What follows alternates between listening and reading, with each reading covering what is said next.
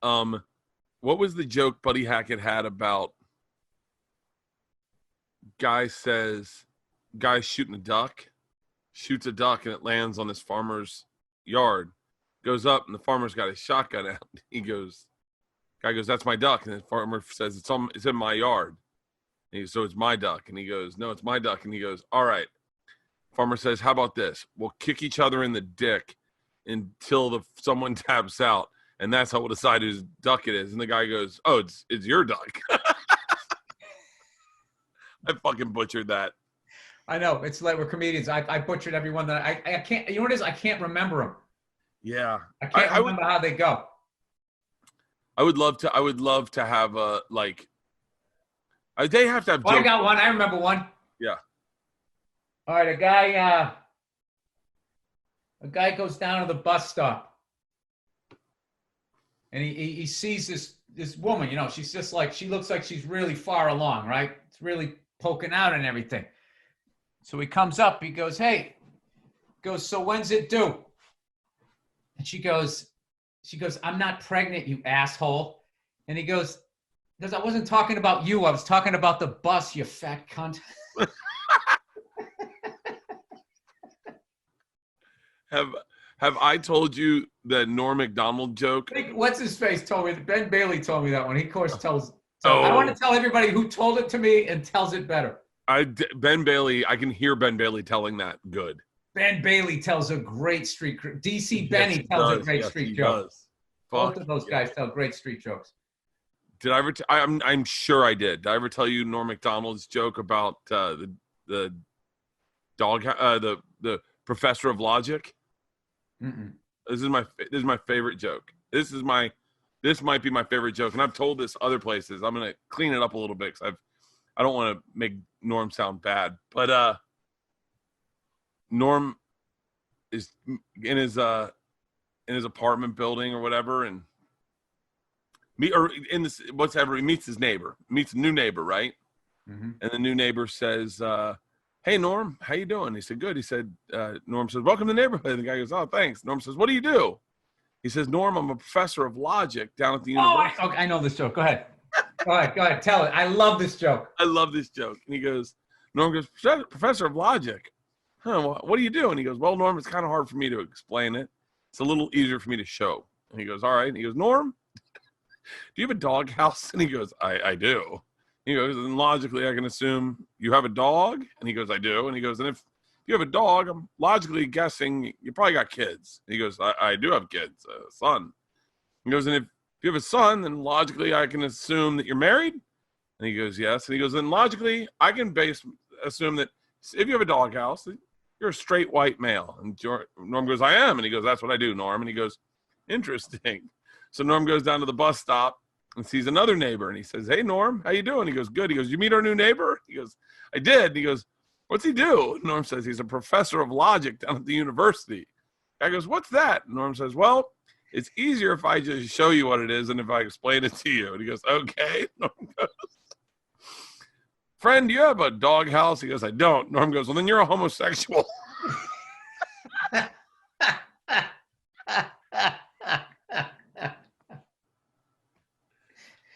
I just love how long that setup is. I love it. Yeah, he gets right. a little laugh when he goes, "Well, it's easy for me to show you than it is to tell you." He gets a laugh for the little call back there, but just yeah. Now Norm Macdonald is so brutally underrated still. Every comic knows he's one of the best who's ever done it. Yeah. Any era. He held court one night right before the Trump election. He held court in the back of the Comedy Store with I want to say Rogan's. Everyone's in there. I mean, everyone was in there, and it was the hardest I've ever laughed, and he does things. I really think he does things to like troll you sometimes. Like I think he pulled out a cigarette, and Joe's like, "Norm, do you smoke?" And he goes, "No, I've never tried. I'm gonna try it though." Lights it, and even like Adam's like, he doesn't smoke, but it's like he's doing it. Someone said about me, they're like, you're really silly. Or Leanne was saying, Bert, if you go somewhere with Bert, he's going to try to find something to make you laugh. And it's like the real comic spirit is like Norm Macdonald, who everything is a joke. Everything is a joke. Yeah. Like to the point where like when he made his apology on The View, he was eating mints. Do you remember that? Oh, I didn't know. He was eating mints. And you're just like, it's just such a, I really would pay my premium. I would pay whatever they pay on Netflix to just have a Nest Cam and watch him in his house interact. Like you follow him on Twitter. He live tweets golf. I mean, everything is just him trolling people. Really trolling people. Like Colin does that. Colin trolls people on Twitter. Oh, Colin's had some of the great ones. I love when he did the thing about, he said some huge band. He goes, he said something like, Led Zeppelin's such a great band. It's a shame they never had any hits. And then like 1,000 people like, what are you talking about?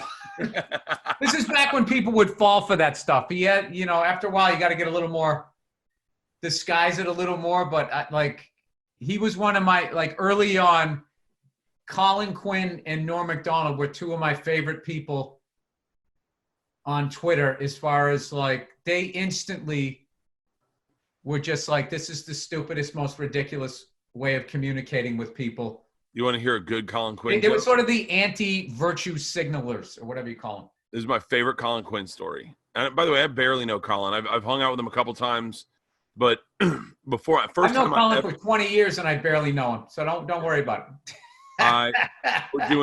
We're doing Trip Flip, my Travel Channel show, and we're in New York. And one of the kid there said, I've always wanted to do stand-up comedy. And we were like, okay, well, as opposed to me writing him an act, I had the brilliant idea that I'll give him an IFB, right? And I'll have Colin Quinn tell him jokes on stage. So Colin will tell him the joke, and then he'll say the joke. And so we're like, this is going to work perfect. Colin's in, I'm in, we're all there. And we said we should probably test out the IFB and see if it works. And we're like, okay, yeah, let's do like a dry run. So me and the kid go in the hallway at Gotham, and Colin is in the green room at Gotham, and he's got the microphone into the kid's ear. So Colin says, all right, say, I'm the audience, the kid's doing stand-up. So kid's got the microphone, and Colin goes, all right, say, how's everyone doing tonight? And he goes, how's everyone doing tonight? It's just me and him. And he goes, now look at Bert and go, wow, I guess we got a bunch of ex-failed wrestlers in the audience. What's up with this guy? And he starts making fun of me, but the kid's hearing Colin make fun of me, and he's crying laughing. He can't repeat anything because Colin's destroying, and Colin's not stopping because he doesn't know the kid's laughing. So he's just tearing me apart, and the kid's like, go back to the first one. Go back to the first one. Colin comes out, and he goes, that worked good. And I go, it didn't work at all. The kid couldn't talk because you had him laughing so hard. That's awesome. Oh, yeah. Colin's it's so funny. I remember Tough Crowd as it reminds me of me spending time with Georgia when she was a baby, because I would get on the road. I would DVR all of Chappelle show and all of Tough Crowd. So I would have Wednesday, Thursday, Friday locked and loaded for Monday morning or Tuesday morning when I was home with Georgia, or Monday morning. And I would sit with Georgia. I'd put her like, you ever put your baby in your lap like this? Like you cross your legs and the baby's butt goes right here and their head's right here. I've never tried that. I'm more lay down on the couch, knees up, and I just let him sit on my legs like a recliner. Oh, okay. That's smart. Yeah, I did that one. No, I'm going to try your way. Yeah, it's great. Check out the hip too.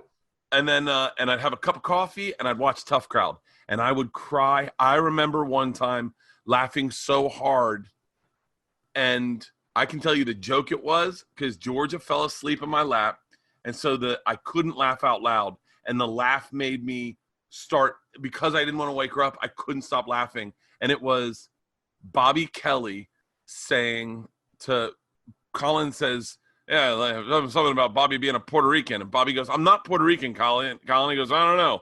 You should really check the mirrors in your house. And Colin and Bobby goes, Colin, I'm Irish. My name's Bobby Kelly. And Colin goes, yeah, you and Shaquille O'Neal. fucking was. They had Bobby sitting on like a timeout chair or something, and I was doubled over. Yeah, there was some great ones on there. There was when Patrice and Ralphie May were on. Oh. And Patrice was teasing Ralphie for being fat, which is just ridiculous in itself. Yeah. That was great. The classic Geraldo.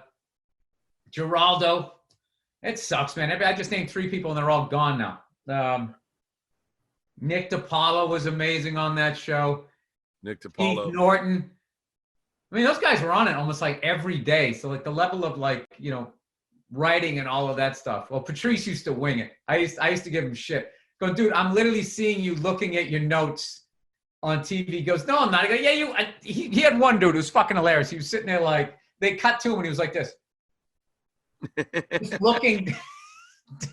It's like, dum-dum, you're on camera. Put it over the guy you're looking at's shoulder.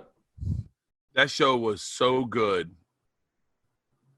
I'm so glad I was never on it, because it would have ruined the way, because I was way too young. I wouldn't have deserved to be on it. I'd been doing I hadn't earned that spot. And if someone had asked me, I would have done it in a heartbeat. But I'm so glad I didn't, because I have nothing but like great memories. What are you showing us all these are the episodes. Nick DiPaolo, Greg Giraldo, Jim Norton, Keith Robinson. There's one with Geraldo Norton, Sarah Silverman, Jerry Seinfeld. T-Sean Shannon, didn't he pass away? I don't know. I think he did. T-Sean Shannon, I remember that name. I don't quite remember him. From Houston. Him and his brother, I think, were comics, and I think they wrote on SNL. T-Sean Shannon. See, this is what happens to me on the internet is I go and I'm thinking I want to look on Tough Crowd, then I click on T-Sean Shannon, and I'm in a spiral on doing all the research on Houston comics. There's a great show. Ross Bennett, Nick DiPaolo, Todd Glass, Rich Francese. I used to love Judy Gold was great on it. Paul Mooney, Dale Hughley, of course. Dude, he had everybody on. Jeff Foxworthy, Jamie Kennedy, Patton Oswalt. Todd Lynn, Patrice O'Neill, and Greg Giraldo. Hold on, stop scrolling. I think that entire show has passed away. Where's that one? I don't know. I don't want to do that. That's depressing. Oh my God, that's 3 out of 4. Andrew Maxwell, last one standing. Who's Andrew Maxwell? I don't know, but he's still alive, so good for him. Oh, let me see. Click on him. Yeah, click on him. He's an Irish comedian and narrator known as narrating the MTV reality series X on the Beach. Yeah, he's probably selling out. There's a lot of funny fucking people. Oh yeah, no, there's Dave Chappelle, Nick DiPaolo, Greg Fitzsimmons. Crazy. No, it's really you know what that's like? You ever go back and you watch like those clips from those rock shows in Soul Trains, like some of the guests they had, but with comedians you had them all in the same time. Like there's like I always watch old Soul Trains and old like Midnight Special. You ever watch Midnight Special?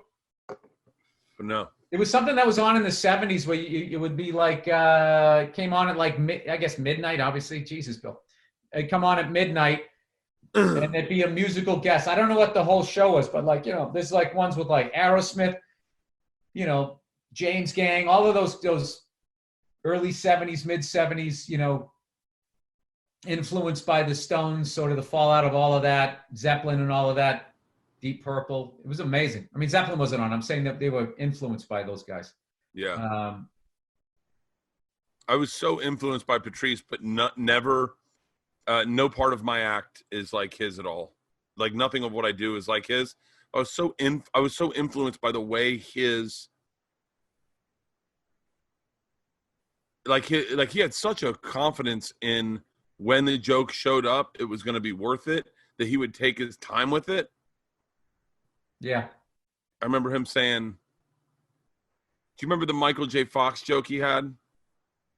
He goes, I saw Michael J. Fox on raising money for Parkinson's. And he's up there with Muhammad Ali trying to outshake the champ.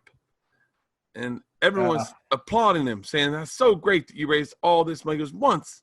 He goes, I find it to just be some disingenuous shit. And everyone's like, what the fuck? I mean, it was like, so, he took so long to get there. And then he goes, I mean, I just want one person in the audience to go, Michael, I think it's great that you're raising money for Parkinson's, but what about AIDS and cancer? Don't they deserve some money? And he goes, just once, I want to see Michael J. Fox go, yeah, see, the problem with AIDS and cancer is I don't got that shit. You see this shit? You see this shit right here? This ain't AIDS, bitch.